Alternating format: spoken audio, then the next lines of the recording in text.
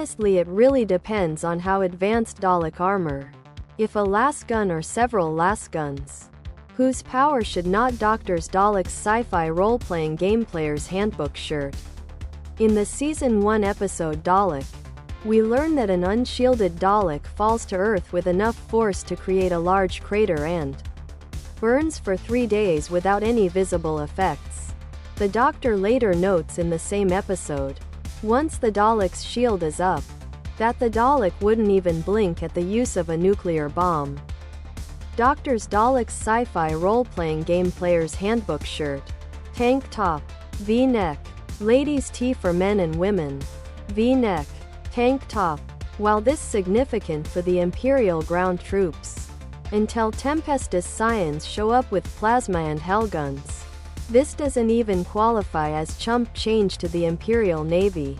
Macro cannons mounted in arrays of 4 to 1, and each shell is hurled with energy equal to half that of the Doctor's Daleks Sci-fi role-playing game player's handbook shirt, binding energy between Earth and Luna.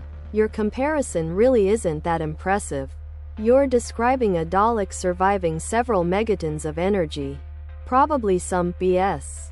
There's a lot of stuff that characters from different universes can brush off that should, by all accounts, send them flying. Every human planet that isn't a feral world, feudal world, or death world has hive cities, which have macro cannons and void shields for planetary defense. Official Doctor's Daleks Sci-fi role-playing game player's handbook sweatshirt. Hoodie. Sweatshirt. Hoodie. Please correct me if I'm misunderstanding you, but you're implying that plasma weapons and hellguns are equivalent in output to nuclear bombs.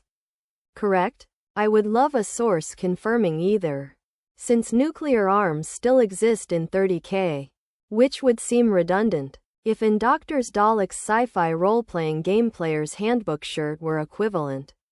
Unsure of hellguns, but plasma weaponry is on par with touching a sun.